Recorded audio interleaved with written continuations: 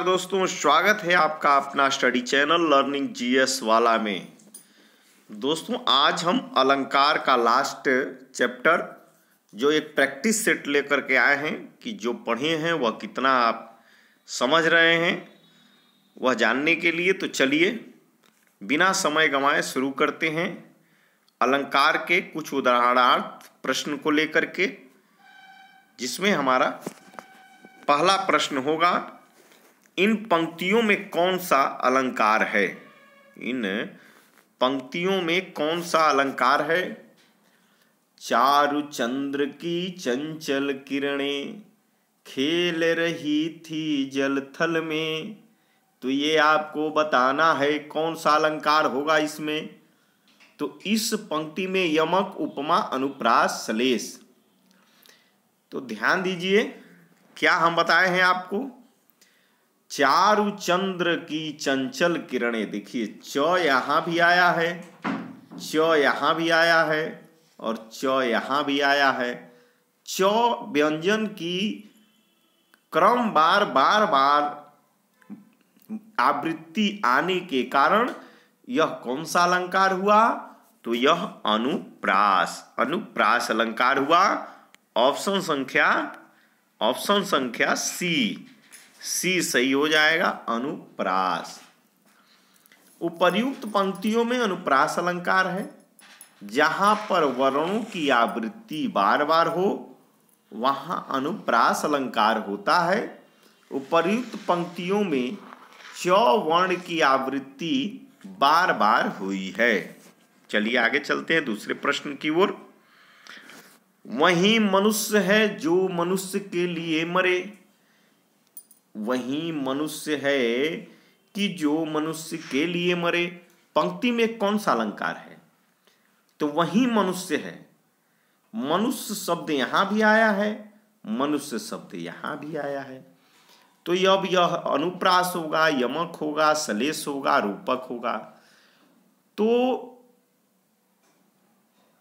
यहां सलेस और यमक में कंफ्यूजन पैदा हो सकता है, क्योंकि सलेस भी शब्द को बार बार आवृत्ति होती है तो वहां सलेस भी होता है, और शब्दों की बार एक से अधिक बार आवृत्ति होने से यमक भी होता है।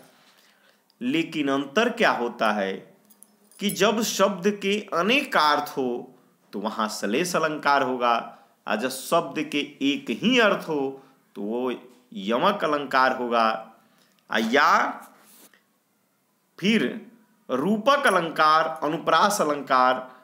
अनुप्रास अलंकार में भी आप अनुप्रास अलंकार के 5 भेद जब पढ़ेंगे तो उन 5 भेदों में भी एक भेद ऐसा है जहां शब्दों की पुनरावृत्ति होती है, और वह पुनरावृत्ति शब्द या वाक्य खंड के रूप में होगी। तो शब्द या वाक्य खंड का अर्थ, मूल अर्थ एक ही निकलेगा। पुनरावृत्ति तो होगी ही, लेकिन उसका अर्थ स्वतः होगा, खुद स्वतः होगा, और दूसरा कोई अर्थ नहीं निकलेगा। तब वह अनुप्रास अलंकार में चला जाएगा। तो यहाँ वही मनुष्य की बात हो रहा है, वही मनुष्य की बात हो रहा है जो मनुष्य हम और आप हैं, कि जो मनुष्य के लिए मरे। वही मनुष्य है जो मनुष्य और मनुष्य के लिए मरे की बात करता है। मनुष्य माने आदमी, जो आदमी हो वह आदमी के लिए मरता है। तो यह हमारा अनुप्रास अलंकार होगा। देखिए कितना कंफ्यूजन, गहराई से इस प्रश्न को पूछा है। सलेस भी हो सकता है, यमक भी हो सकता है, लेकिन छुपा हुआ अनुप्रास अलंकार जो कि हम बताए आपको, इस प्रकार से आप पढ़ेंगे और पकड़ेंगे तो आपका पकड़ बन पाएगा। तो यहां मनुष्य का कोई अर्थ अलग अलग, एक मनुष्य का अलग अर्थ और एक मनुष्य का अलग अर्थ नहीं निकलेगा, तो यमक भी नहीं होगा। अब मनुष्य का अनेकार्थी शब्द नहीं निकलेगा, दो मनुष्यों की अनेकार्थी शब्द, इसलिए अनुप्रास अलंकार इसका अर्थ होगा। और आंसर होगा ऑप्शन संख्या ए। तो अनुप्रास अलंकार का भी कौन सा भेद होगा यहाँ। अनुप्रास अलंकार का कौन सा भेद होगा यहाँ? तो अनुप्रास अलंकार में भी लटा अनुप्रास जो होता है, लटा, लटा माने आप समझ रहे हैं लटा का अर्थ क्या होता है जानते हैं?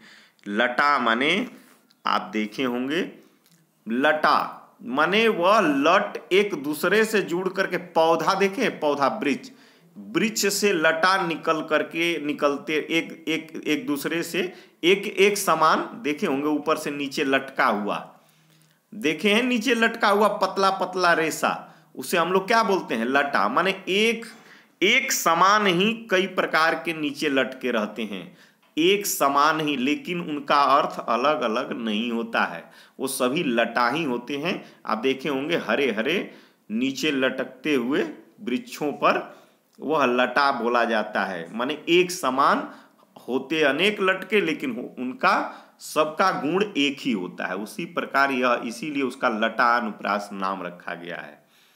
चलिए अब इसकी थोड़ी सी विस्तृत देख लेते हैं। यह पशु प्रवृत्ति है कि आप ही चरें, यह पशुओं की प्रवृत्ति है कि आप ही चरें। वही मनुष्य है कि जो मनुष्य मनुष्य के लिए मरे। तो यह जो है उक्ति किसकी है? तो मैथिली शरण गुप्त की है। इसमें मनुष्य शब्द की आवृत्ति 2 बार हुई है और दोनों का अर्थ आदमी ही है, सेम। दोनों का अर्थ क्या है? आदमी। पर तात्पर्य या अन्वय में भेद है। बस थोड़ा क्या है कि दोनों के तात्पर्य और अन्वय में भेद है। पहला मनुष्य जो है कर्ता है, पहला मनुष्य कर्ता है, और दूसरा संप्रदान। दूसरा क्या है? संप्रदान। जब एक शब्द या वाक्य खंड की आवृत्ति उसी अर्थ में हो पर तात्पर्य या अन्वय में भेद हो तो वह लटा अनुप्रास होता है। वह क्या होता है? लटा अनुप्रास होता है। चलिए आगे चलते हैं। जेते तुम तारे, जेते तुम तारे, तेते नभ में न तारे। जेते तुम तारे, तेते नभ में न तारे। यहां देखिए, यहां भी तारे और यहां भी तारे। तो ये दोनों, अब तारे तारे तारे में, इस तारे और इस तारे में अंतर है, क्योंकि जेते तुम तारे माने यहां मां गंगा की बात हो रही है कि मां जिसको आपने तार दिया, नभ में न तारे। वो नभ में कौन से तारे होते हैं? टिमटिमाते हुए होते हैं ना, तो वो टिमटिमाते हुए तारे। और ये जेते तुम तारे माने भगवान गंगा मैया जो है नदी में, गंगा मैया के नदी में जो कोई तरने के लिए जाता है, मनुष्य जाता है, जो भी जाता है, वह तारने की बात हुई है। एक नभ में तारे, वो तारे। तो अलग अलग दोनों का अर्थ हुआ, लेकिन अनेक अर्थ नहीं हुआ, सिर्फ दोनों का एक एक ही अर्थ निकलता है। इसलिए यह ऑप्शन संख्या सी यमक आंसर हो जाएगा, अयमक। चलिए इसका थोड़ा सा डिस्क्रिप्शन समझ लीजिए। जेते तुम तारे, तेते नभ में न तारे। इस काव्य पंक्ति में यमक अलंकार है। जब काव्य में एक शब्द एक से अधिक बार प्रयोग होता है और प्रत्येक बार उसका अर्थ प्रसंग के अनुसार भिन्न भिन्न हो जाता है, तब यमक अलंकार होता है। प्रस्तुत पंक्ति पाप विनाशिनी मां गंगा के बारे में कहा गया है कि तुमने जितने लोगों को तारे यानी कल्याण किए, उतने आकाश में तारे भी नहीं हैं। स्पष्ट है कि यहाँ एक तारे का अर्थ कल्याण करना और दूसरे का अर्थ तारों की संख्या से है। समझ गए? चलिए आगे चलते हैं। 3 बेर खाती थी, 3 बेर खाती है। देखिए 3 बेर, बेर बेर, 3 3, 3 बेर 3 बेर, 3 बेर खाती थी, वो 3 बेर खाती है। तो यहाँ 3 बेर खाती थी, 3 बेर खाने वाला बैर आप देखे हैं ना, जिसमें कांटे होते हैं। तो इस बेर के बारे में कहा गया है कि वो 3 बेर खाती थी। और फिर यहाँ 3 बेर खाती है। 3 बेर माने 3 टाइम। नहीं कहता आदमी कै बेर खाओगे यार, तो 3 टाइम की बात किया गया। यहाँ 3 टाइम की और 3 बेर के फल की। तो ये कौन सा अलंकार हो गया? तो ये यमक अलंकार होगा, क्योंकि इसका एक ही अर्थ निकलता है। ऑप्शन संख्या सी सही हो जाएगा, यमक। चलिए आगे इसका डिस्क्रिप्शन देख लीजिए। 3 बेर खाती थी वे 3 बेर खाती है, ये पंक्तियां भूषण द्वारा रचित है। ये भी याद रखिएगा, इन पंक्तियों के बारे में भी पूछता है। तो ये किसके द्वारा रचित है? तो भूषण द्वारा रचित है। इसमें यमक अलंकार है, जहाँ एक ही शब्द एक से अधिक बार आए और हर बार उसके अर्थ में भिन्नता हो, तो वहाँ यमक अलंकार होता है। यहाँ 3 बेर के अर्थ में हो रहे हैं, पहले का 3 फल और दूसरे का 3 बार। चलिए आगे चलते हैं। काली घटा का घमंड घटा। काली घटा घटा का घमंड घटा। देखिए 2 घटा आया है, कौन सा अलंकार होगा? तो यहाँ घटा माने काली घटा नहीं, काली घटा छा गई, बादल, और घमंड घट गया। घमंड माने कम हो गया, यहाँ कम होना, यानी कि अभी यमक अलंकार ऑप्शन संख्या ए सही होगा। चलिए डिस्क्रिप्शन थोड़ा सा देख लीजिए, क्या कह रहा है। जब काव्य में एक शब्द का 2 बार प्रयोग हो तथा दोनों के अर्थ में भिन्नता हो, वहाँ यमक अलंकार होता है। प्रयुक्त पदांश में घटा शब्द 2 बार आया है। प्रथम घटा का तात्पर्य बादल से है एवं दूसरी घटा का अर्थ कम हो जाने से है, अतः यहाँ पर यमक अलंकार होगा। अब चलिए देखिए क्या बोल रहा है। सारंग लय सारंग चली, कई सारंग की वोट, सारंग छीनो पाई के, सारंग कई गई चोट। अब देखिए कौन सा अलंकार होगा। 1 सारंग, 2 सारंग, 3 सारंग, 4 सारंग, 5 सारंग, सारंगे सरांग, तो यमक अलंकार। यमक अलंकार होगा, क्योंकि सारंग स्त्री को भी कहते हैं, सारंग और भी, तो एक एक अर्थ सबका निकलता है। चलिए इसका डिस्क्रिप्शन देख लेंगे तो आप समझ जाएंगे। प्रस्तुत पद्यांश में यमक अलंकार है। क्या है? यमक अलंकार है। जब एक शब्द का प्रयोग 2 या 2 से अधिक बार हो, प्रत्येक का अर्थ भिन्न भिन्न हो, तो वहाँ यमक अलंकार होता है। प्रस्तुत पद में पहले सारंग का अर्थ दीपक होगा, दूसरे सारंग का अर्थ स्त्री होगा, तीसरे एवं चौथे सारंग का अर्थ आंचल भी होगा, और 5वें सारंग का अर्थ हवा भी होता है। तो सारंग का अर्थ दीपक, स्त्री, आंचल एवं हवा, और अलग अलग भिन्न भिन्न अर्थों में प्रयोग हुआ है। अब देखिए, चरण कमल बंदो रघुराई। चरण कमल बंदो रघुराई में कौन सा अलंकार है? तो चरण कमल बंदो रघुराई। अब देखिए, तो यहां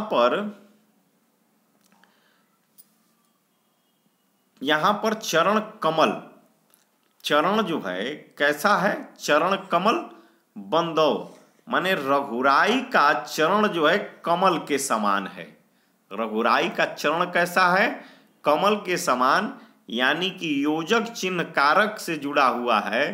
तो यह कौन सा फिर अलंकार हो जाएगा? तो जब योजक चिन्ह कारक से जुड़ता है तो वह रूपक अलंकार होता है। रूपक, रघुराई का चरण कमल के समान है, रूपक अलंकार ऑप्शन संख्या सी सही होगा। क्या बोल रहा है देखिए आप।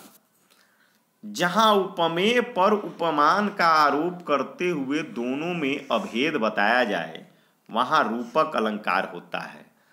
उपमा की तरह रूपक में उपमेय तथा उपमान दोनों अलग अलग कहे जाते हैं, पर कवि दोनों को अलग अलग कहकर भी अभेद या एकता बताता है।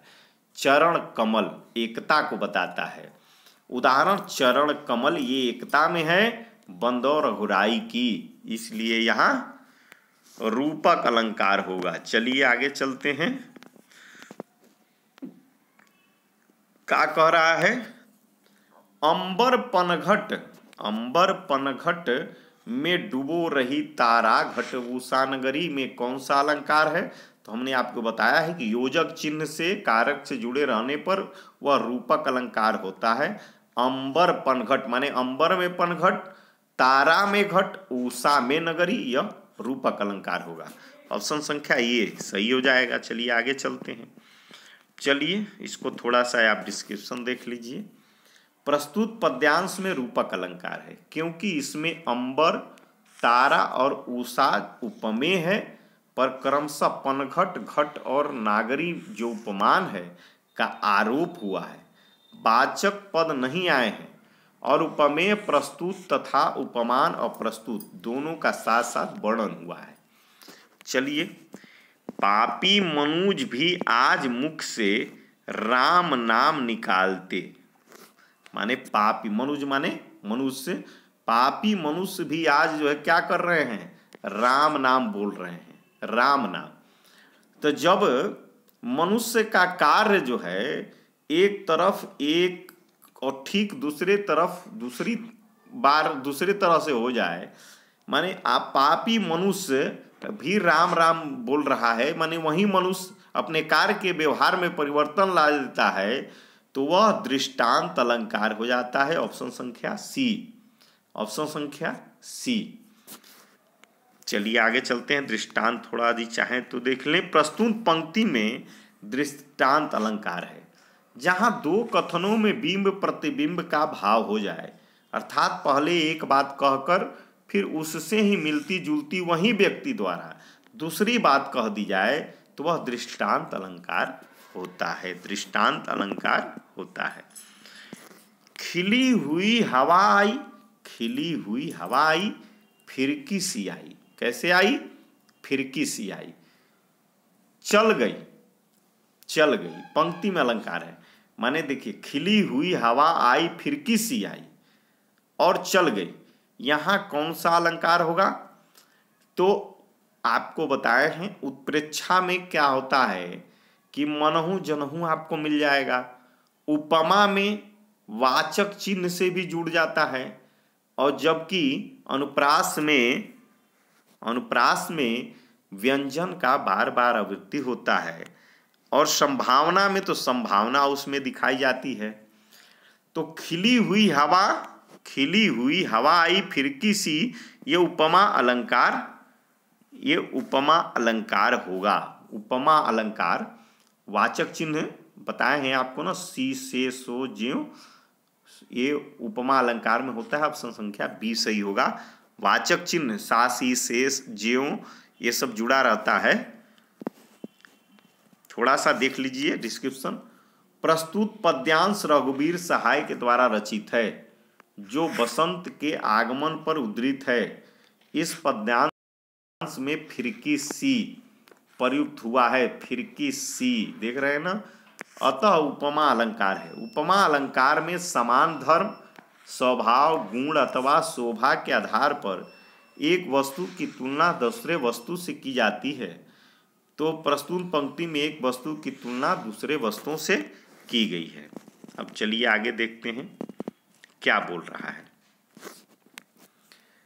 दिवसावसान का समय मेघमय आसमान से उतर रही है, वह संध्या सुंदरी परिसी धीरे धीरे धीरे। कैसे उतर रही है? धीरे धीरे धीरे। कौन सा अलंकार होगा? तो यहां देखिए, दिवसावसान का समय मेघमय आसमान से उतर रही है, वह संध्या सुंदरी परिसी धीरे धीरे। तो यहां जो है मानवीकरण अलंकार, ऑप्शन संख्या डी, ऑप्शन संख्या डी सही होगा। मानवीकरण में क्या होता है कि इसमें जो है आपको एक सुंदरता दिखलाई झलकाई जाती है। तो इसीलिए यह जो है मेघमय आसमान से, माने बादलों के आसमान से संध्या सुंदरी परी होकर के धीरे धीरे उतर रही है, इसलिए यह मानवीकरण अलंकार हुआ। प्रस्तुत पंक्ति निराला जी के काव्य से उद्धृत है। किससे पंक्ति लिया गया है? तो निराला जी से। इस पंक्ति में मानवीकरण अलंकार है। मानवीकरण अलंकार के सौंदर्य से निराला का काव्य संपन्न है। अब आगे देखिए, जब किसी सामान्य बात का विशेष बात से, क्या कह रहा है, सामान्य बात का विशेष बात से, विशेष बात का सामान्य बात से समर्थन कर दिया जाए तो वह कौन सा अलंकार होगा? विरोधाभास तो होगा नहीं, क्योंकि उसमें विरोध की बात ही नहीं है। बात तो सामान्य का विशेष से और विशेष का सामान्य से हो रहा है। संदेह इसमें है ही नहीं कि कौन कर रहा है किस प्रकार, इसलिए भी तो होगा ही नहीं। तब आगे देखते हैं क्या होगा। अर्थांतरन्यास माने अर्थों का अंतर होगा, बस ऑप्शन संख्या सी सही होगा। अर्थ का अंतर होगा कि विशेष का सामान्य से और समान का विशेष से अर्थ का अंतर होगा। तब इसको ऑप्शन संख्या सी, चलिए देख लेते हैं क्या डिस्क्रिप्शन में है। जब किसी सामान्य बात का विशेष बात से तथा विशेष बात का समान बात से समर्थन किया जाए वहाँ अर्थांतरन्यास अलंकार होता है। जो रहीम उत्तम प्रकृति का करी सकत कुसंग, चंदन विष व्यापत नहीं लपटे रहत भुजंग। चलिए आगे चलते हैं। प्रत्यक्ष के द्वारा अप्रत्यक्ष, कैसा? प्रत्यक्ष के द्वारा अप्रत्यक्ष का चमत्कारपूर्ण वर्णन किस अलंकार का लक्षण है? तो जब प्रत्यक्ष के द्वारा जो है आप अप्रत्यक्ष का चमत्कारपूर्ण वर्णन करते हैं, इसका मतलब कि भाई अनुमान के आधार पर ही ना आप अप्रत्यक्ष का वर्णन करेंगे, अनुमान के आधार पर करते हैं प्रत्यक्ष का, इसलिए ऑप्शन संख्या ए सही हो जाएगा। ऑप्शन संख्या ए, प्रत्यक्ष के द्वारा अप्रत्यक्ष का चमत्कारपूर्ण वर्णन अनुमान अलंकार का उदाहरण है। जैसे देखिए, सुखी गांधी देह श्याम होती है, श्वेत केश मिस राख दृष्टि सबको आती है, इससे है प्रत्यक्ष गरीबों की दुख ज्वाला, उसके अंदर दहक रही है विकट कराला। तो इस प्रकार से यह जो है उत्कर्ष एवं कुशाग्र विद्यार्थी है। यहाँ कुशाग्र कौन सा विशेषण है? को तो व्यक्ति, वह लड़का कुशाग्र बुद्धि का है, ये गुणवाचक विशेषण होता है। प्रश्न डाल दिया है, चलिए कोई बात नहीं, अच्छी बात है। कुशाग्र गुण की विशेषता बताता है, अतः यह गुणवाचक विशेषण है। जो शब्द किसी व्यक्ति या वस्तु के दोष, गुण, रंग, आकार, स्वभाव या स्थिति आदि का बोध कराता है वह गुणवाचक विशेषण होता है। अब देखिए, निम्न पंक्ति में सही अलंकार का चयन कीजिए। पानी बीच मीन प्यासी, पानी के बीच में मछली प्यासी घूम रही है, मोह सुनी सुनी आवे हंसी। तो मुझे इस बात को सुन सुन करके हंसी आ रही है कि पानी के बीच मछली जो है रहती है और वह प्यासी सी घूम रही है। तो इसमें कौन सा अलंकार होगा? तो यह विशेष योक्ति ऑप्शन संख्या सी सही हो जाएगा कि इसमें जो है विशेष योक्ति अलंकार होगा कि पानी रहते भी मछली प्यानी है, माने विशेष उक्ति इसमें रखी गई है। उपर्युक्त पंक्तियों में विशेषोक्ति अलंकार है जहां कारण रहते हुए, कारण है कि प्यासी है और उपलब्ध पानी भी है, कार्य नहीं हो रहा है कि पानी उपलब्ध है, पानी नहीं पी रही है, कार्य नहीं हो रहा है, वहां विशेषोक्ति अलंकार होता है। दीप सा मन जल चुका है में कौन वाचक शब्द है? तो वाचक शब्द सा सी से सु किसको भी बताए हैं? ज्यों। तो यह उपमा अलंकार में होता है वाचक शब्द। ऑप्शन संख्या बी सही हो जाएगा, बी। दीप सा मन जल चुका है, इस पंक्ति में वाचक शब्द सा है। उपमेय और उपमान में समानता प्रकट करने वाले शब्दों को वाचक शब्द कहा जाता है। ज्यों, सम, सा, सी, तुल्य, नाई ऐसे शब्द रहें वह उपमा अलंकार होता है। क्या क्या फिर से समझ लीजिए। ज्यों, सम, सा, सी, तुल्य भी ध्यान रखिएगा, तुल्य और नाई शब्द को भी, तुल्य शब्द को भी, ज्यों शब्द, सम, सा, सी वह उपमा अलंकार होता है। ये वाचक शब्द इतना है। ठीक है दोस्तों, तो आज का सेशन यही समाप्त होता है।